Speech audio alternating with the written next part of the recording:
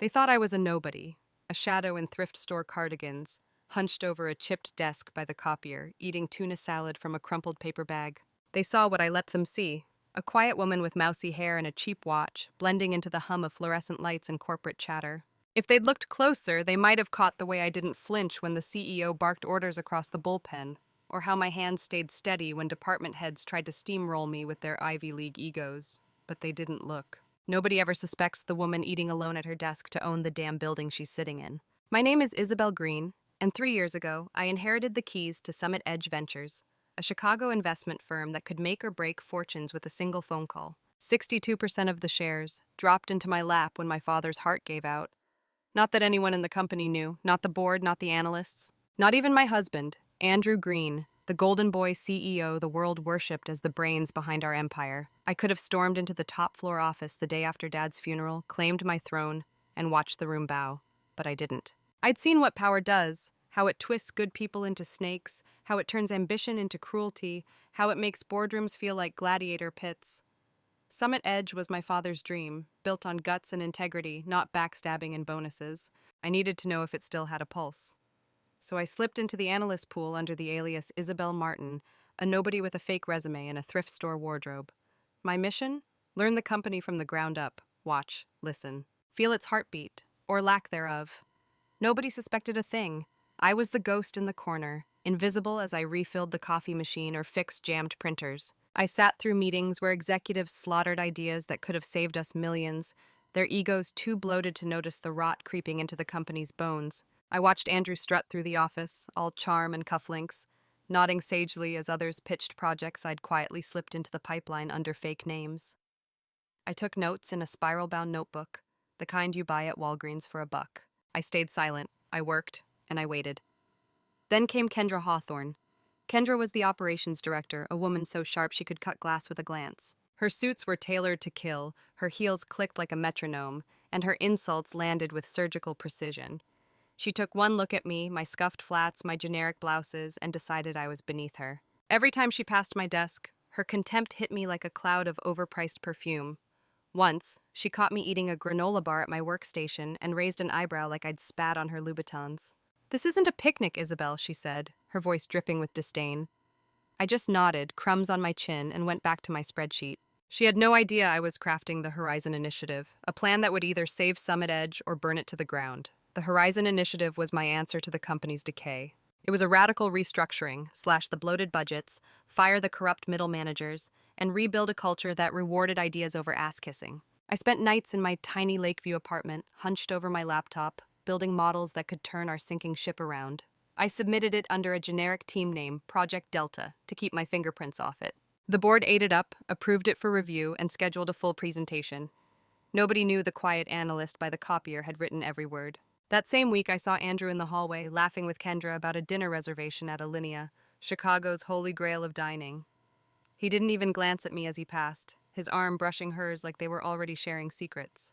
My stomach twisted, but not with jealousy. I'd stopped loving Andrew years ago when I realized his charisma was just a mask for cowardice. What stung was the betrayal, not of our marriage, but of the company my father built. I went back to my desk, opened my notebook, and added their names to a list I'd been keeping. The turning point came on a Thursday, rain hammering the windows like it wanted to drown the city. I'd just finished a revised financial model for Horizon when Kendra stormed into the analyst bullpen, her face tight with purpose. She slapped a pink folder onto my desk. "The board needs updated projections by end of day," she said, her tone daring me to crack. "Don't screw it up, Isabel." It was a test, one designed to bury me. The numbers were a mess, deliberately tangled, I later learned, to make me fail. But I didn't blink. I nodded, opened the folder, and got to work. As I sifted through the data, my phone buzzed. A text from Victoria Tran, my lawyer and the only person who knew my real identity. "Emergency board meeting tomorrow. Horizon's on the table. Proceed?" I typed back. "Not yet. 2 weeks. Let them hang themselves." That afternoon, Andrew called an all-hands meeting. The conference room was packed, the air thick with coffee breath and nervous energy. Kendra stood at his side, her arms crossed, a queen surveying her court. Andrew paced, his voice booming about breaches of trust and security failures. Then he stopped, looked straight at me, and said my name. "Isabel Martin." Every head turned. My heart didn't race, it froze. He accused me of accessing restricted files tied to Horizon, tampering with data, leaking internal memos, compromising the company's future. Each word was a blade, sharp and deliberate. Two security guards appeared at the door, their radios crackling. I stood, my chair scraping the floor. The room was silent except for the hum of the projector. Andrew's eyes met mine. "There's no room here for betrayal," he said. I didn't argue. Didn't plead. I gathered my things, my notebook, my bag, my half-eaten granola bar, and walked out. Kendra's smirk followed me like a shadow. Nobody said a word, nobody asked if it was true. They just watched me go, another disposable cog in their machine. Outside, in the back seat of my beat-up Toyota Corolla, I checked my phone. Another text from Victoria. "Still want to wait?" "Yes," I typed. "Let's see what they break first." For 2 weeks, I vanished. Not from the world, but from theirs. While Andrew and Kendra pranced through boardrooms, spinning lies about my betrayal to the press, I watched from a penthouse in the Gold Coast, a place I'd bought years ago under a shell company. It was my sanctuary, all clean lines and floor-to-ceiling windows, with a view of Lake Michigan that made the city feel alive. I sipped coffee from a chipped mug, the same one I used in my analyst days, and tracked their every move. Jared Weiss, my accountant, was my eyes and ears. He uncovered $1.9 million in misallocated consulting fees, funneled to shell firms tied to Kendra's cousin, Sloppy. Victoria's team traced forged documents, used to justify my firing, straight to Kendra's login credentials. Desperate.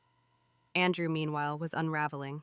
Without me feeding him ideas, he floundered, his boardroom performances falling flat. The Horizon initiative stalled, budgets bled, and whispers of panic spread through the company like wildfire. Then came the divorce papers. They arrived in a crisp courier envelope, Andrew's signature scrawled across a letter that pretended to be remorseful but screamed relief. Irreconcilable differences, it said. Ethical misconduct. The irony made my throat burn. I didn't cry. I didn't scream. I slid the papers into my desk drawer, next to my father's old fountain pen, and let them sit like a loaded gun. Victoria started building my counterclaim. Fraud, embezzlement, marital misconduct, abuse of power. We weren't just going to win. We were going to leave them with nothing but shame and legal bills. By the time I scheduled the emergency board meeting, everything was ready. The night before, I didn't sleep. I stood on my balcony, the city's lights flickering like a heartbeat. I thought about my father, his calloused hands, his late nights building Summit Edge from a tiny office in Pilsen. He'd trusted Andrew, believed in him. And Andrew had sold that trust for a corner office and a mistress who smelled like ambition. I wasn't angry anymore. I was resolved. That morning, I didn't wear my thrift store disguise. No elastic hair tie, no faded cardigan. I stepped into a navy Chanel skirt suit that cost more than Andrew's Porsche lease. My heels were Italian leather, my hair swept into a sleek chignon. I didn't do it for vanity. I did it to remind them who I was when I stopped pretending to be small. I walked into Summit Edge's lobby at 9:55 a.m. The receptionist, the same one who'd watched security escort me out, went pale. Her mouth opened, but nothing came out. I nodded once and kept moving, my heels echoing like gunshots on the marble floor. The boardroom was a glass cage on the 42nd floor, all sleek wood and Chicago skyline. Andrew sat at the head of the table, his tie perfect, his smile practiced. Kendra was beside him, radiant in a cream blazer, her eyes scanning her phone. The board, 10 men and women in tailored suits, sipped coffee and shuffled papers. Nobody noticed me until I set my black binder down with a deliberate thud. Kendra's head snapped up. Her face cycled through confusion, disbelief, then fear. Andrew's smile froze. I raised a hand. Not angry, not pleading, just calm. The room went quiet. Victoria entered behind me, pushing a cart stacked with labeled folders. She stood at my side, her face unreadable. I took a breath and began. "My name is Isabel Green," I said, "majority shareholder and acting chair of Summit Edge Ventures." Silence. Then a cough. A board member blinked like he'd seen a ghost. Another choked on his coffee. Andrew's hands gripped the table. Kendra tried to laugh, but it came out like a hiccup. I didn't raise my voice. I didn't need to. I opened my binder and laid out the truth. Emails, bank records, internal memos. Every lie, every stolen dollar, every forged signature. I showed them the $1.9 million Kendra funneled to her cousin's shell firms, the documents she'd doctored to frame me, the offshore accounts Andrew thought nobody would find. Each slide of my presentation was a nail in their coffin, hammered with precision. When I revealed the forged files used to fire me, a murmur rippled through the room. Kendra's face was ashen. Andrew's hands shook so badly his pen rolled off the table. I handed out my final folder, my divorce countersuit. It detailed every indiscretion: company-funded vacations, secret deposits, lies to investors. The board read in stunned silence. I looked at them, my voice steady. This company was built on integrity. If we want it to survive, we clean house, starting now. Nobody argued, nobody defended them. The vote was unanimous. Andrew and Kendra were terminated, effective immediately. Security arrived. Andrew didn't speak. His eyes were glassy, his jaw slack. Kendra's mascara streaked as she sobbed, her heels dragging as they escorted her out. I stood unmoving as the room emptied. Then it was just me, Victoria, and the skyline. I walked to the window, the city pulsing below. The air felt cleaner, like a storm had passed. That was the beginning. Over the next weeks, I didn't just fix Summit Edge, I reborn it. The Horizon Initiative rolled out under my name, my vision. We slashed 30% of administrative waste, fired the toxic managers, and replaced outdated systems with ones that actually worked. Meetings became sharp, collaborative, alive. Analysts who'd once cowered now pitched ideas with fire in their eyes. Departments that hadn't spoken in years started sharing coffee and strategies. The company breathed again. 6 months later, revenue was up 12%. New investors knocked, drawn not just by numbers, but by a culture that felt human again. I hired people who believed in the work, not the paycheck.